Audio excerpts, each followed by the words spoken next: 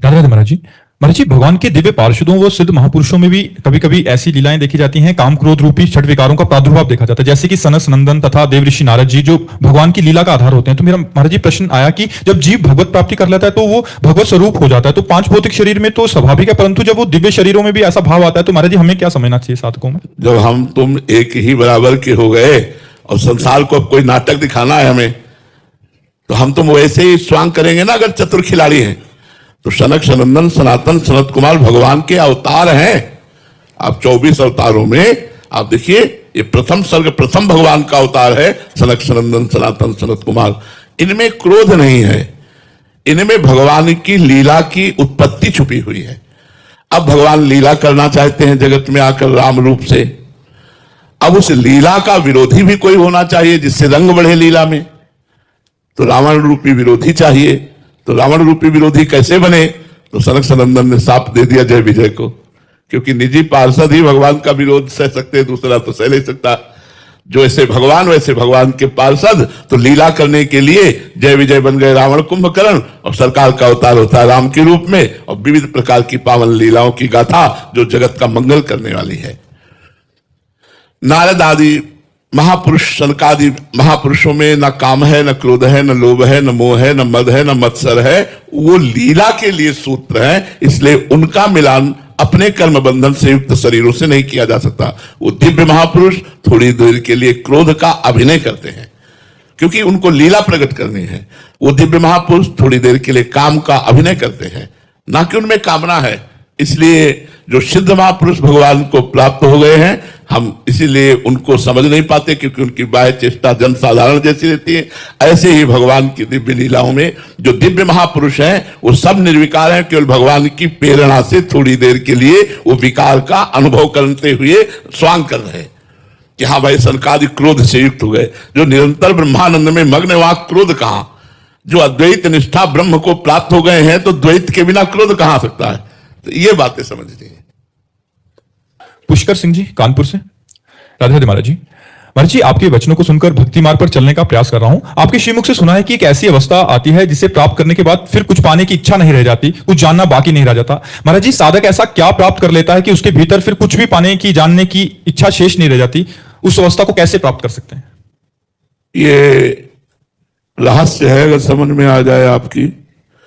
आत्मा पूर्ण तृप्त है, आत्मा में कभी अभाव नहीं होता, आत्मा पूर्ण काम है, आत्मा आनंद स्वरूप है, आत्मा प्रेम स्वरूप है, आत्मा चिदानंदमय है और वो मैं हूं। शरीर अपूर्ण है, अतृप्त है, सकाम है, नाशवान है, दुखमय है, परिवर्तनशील है, व्याधियों से युक्त है।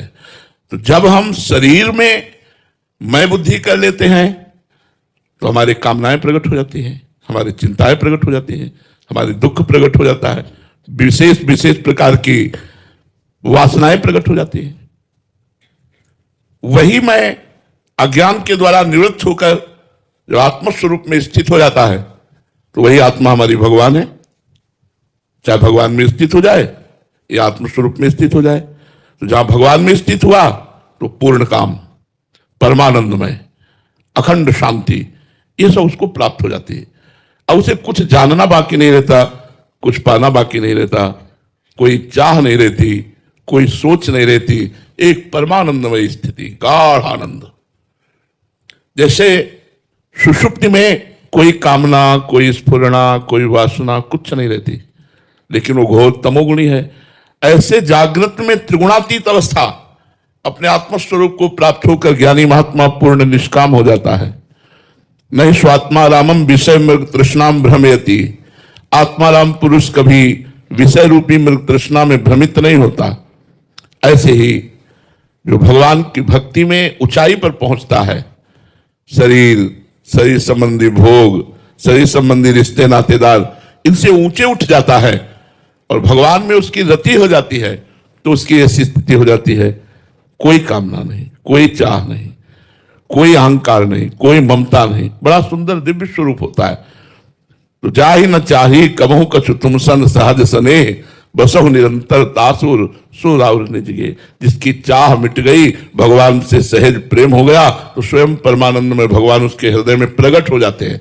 है सबके हृदय में, पर त्रिगुण माया का पर्दा लगाकर भगवान है और भक्त के हृदय में प्रकाशित हो जाते हैं। जहां भय प्रकट कृपाला दीन दयाला, तो हृदय आनंद से भरकर कभी नाचता है, कभी हंसता है, कभी गाता है, कभी समाधिस्थ रहता है। न लाज तीन लोकन की, न वेद को कहो करे, न शंख भूत प्रेत की, न देव जच्छते डरे, सुने न कान और की, दृश्य न और इच्छना। ऐसी छना, ऐसी स्थिति हो जाती है। इसलिए देह भाव त्यागने की आवश्यकता है साधना करके। और जब देह भाव त्याग हो जाता है, साध्य में स्थित हो जाता है, तो फिर कोई ना करने की चाह रहती है, ना पाने की चाह रहती है। जी। लवीना जी इंदौर से। राधे राधे महाराज जी। महाराज जी, मैं एक प्रारंभिक साधक हूं। साधना शुरू करने के बाद से कंचन और कीर्ति खूब मिल रही है, वो चाही अनचाही मनोकामना भी पूर्ण हो रही है। डर लग रहा है कि संसारिकता में उलझ ना जाऊं, अपनी साधना को और परिपक्व। हाँ, ये बात जरूर सावधानी रखनी चाहिए कि जब अनुकूलता मिले तो डर जाना चाहिए, कहीं मैं अनुकूलता में फंस न जाऊं। ये भजन का फल नहीं है, ये तुम्हारे पूर्व के पुण्य हैं। अभी जो तत्काल कामना पूर्ण हो रही है, जो आपको चाहिए कंचन कीर्ति आदि, वो प्राप्त हो रहा है, तो ये भजन का फल नहीं है। अभी ये भजन का फल आगे मिलेगा, ये आपके पुण्य का फल है। नहीं तो एक से एक बड़े भजनानंदी है, पूरा जीवन दुख में जा रहा है, तो क्या मतलब है? तुम प्रारंभिक साधक हो, तुम्हारे लिए इतनी छूट, जो चाहो मिल जाए, कीर्ति मिल जाए, सब सुख मिल जाए, और जो रात दिन भजन में लगे उनको दुख। इसका क्या मतलब है? भगवान क्या उनसे नाराज है क्या? नहीं, उनके पाप नष्ट हो रहे, तुम्हारे पुण्य नष्ट हो रहे हैं। वो निष्पाप होकर भगवान की तरफ बढ़ रहे हैं, तुम पुण्यों का भोग करके माया की तरफ बढ़ रहे हो। अगर आए हुए पुण्य के संयोग से संपत्ति सुख आदि को हम परोपकार में लगा देते हैं, स्वयं भोग नहीं करते, परिवार की सेवा में लगा देते हैं और खूब नाम जप करते हैं, उससे प्रभावित नहीं होते, तो कुछ नहीं बिगाड़ पाएगी, हमारी भगवत प्राप्ति हो जाएगी। अगर उसी को स्वयं भोक्ता मानकर भोगने लगे, भगवान का विस्मरण हो गया, तो फिर उसका प्रभाव आपको प्रभावित कर लिया, आप अपने मार्ग से भ्रष्ट हो गए। इसलिए सावधानी रखनी है। विजय श्री जी बीकानेर से। महाराज जी, अष्टावक्र जी कहते हैं कि तू एक क्षण में ज्ञान को प्राप्त कर सकता है। वो किस ज्ञान की बात करते हैं जिसको पाने में क्षण भी नहीं लगता? देखो, महापुरुषों की बातें सहज में समझ में नहीं आती। हजारों जन्म की साधना के बाद मुमुक्षुता प्रकट होती है। भगवान शंकराचार्य जी ने कहा, विवेक चूड़ामणि में देख लो, हजारों जन्मों के सुकृत और साधना जब एकत्रित होते हैं, तब जीव के मन में आता है कि मैं संसार से मुक्त हो जाऊं, और वो मुमुक्षु से कहते हैं जो मोक्ष प्राप्ति के लिए व्याकुल हो जाए। ये जो अष्टावक्र जी जनक जी से बात कर रहे हैं, तो जनक जी जानते हो कितने बड़े महात्मा हैं, कितने बड़े ज्ञानी हैं। अष्टावक्र जी कह रहे हैं, घोड़े की रकाब पर पैर रखकर उसके पीठ में बैठने में जितना समय लगता है, उतने में तुम्हें मैं ब्रह्मबोध प्रदान कर दूंगा। किसको? जनक जी को। हमें नहीं, हमें तो रगड़ करनी पड़ेगी। ऐसे ब्रह्मबोध थोड़ी हो जाता है। तैयार भूमि जनक जी महाराज की, विदेह राज है, तो बस जरा सा संकेत किया स्वयं के अनुभव का, तो एक सेकेंड में स्वयं में स्थित हो गया। स्वयं में स्थित होने में क्या टाइम लगता है? अब वो परम पवित्र है, हम अपवित्र हैं, इसलिए हमारा देहाभिमान आड़े आ रहा है। वो दीवाल की तरह मैं और देह के बीच में है, वो दीवाल गिरे अहंकार की, तब तो बात बने साधना से। मैं पुरुष हूं, मैं स्त्री हूं, मैं विद्वान हूं, मैं धनवान हूं, मैं कुलवान हूं, मैं ये जो मैं की दीवार लग गई है प्रकृति जनित, इसे हटानी पड़ेगी।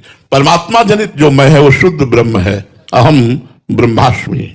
और जो अहम है वो मलिन मायाकृत है। यही बीच में मेड़ है, ये मेड़ मिट जाए, सच्चिदानंद सुख का अनुभव हो जाए। कोई भी साधक हो, सबको भगवत प्राप्ति का बढ़िया अवसर मिला है, मनुष्य शरीर मिला है। हमें लगता है यार भगवत प्राप्ति न सही तो नाम जप तो कर ही लो, ऐसा नाम जप कर लो कि अगला जन्म फिर मनुष्य का मिले, फिर भजन होए। ये जो सेकेंड और क्षण की बात है, ब्रह्म ज्ञान की तैयार भूमिका की बात है। बिल्कुल तैयार हैं, बस केवल आग लगाने की जरूरत है। बिल्कुल पेट्रोल की तरह तैयार हो चुके हुए, बस ज्ञानाग्नि केवल फेंकनी है कि ज्वाला जल उठी ज्ञान की। वो है जनक जी महाराज और उपदेष्टा है अष्टावक्र जी। वैसी भूमिका सबकी थोड़ी तैयार है। इसलिए खूब नाम जप करो, नाम जप से परम मंगल हो जाएगा, ब्रह्मबोध भी हो जाएगा, प्रेम भी हो जाएगा, मोक्ष भी मिल जाएगा, जो चाहोगे वो सब नाम से प्राप्त हो जाएगा।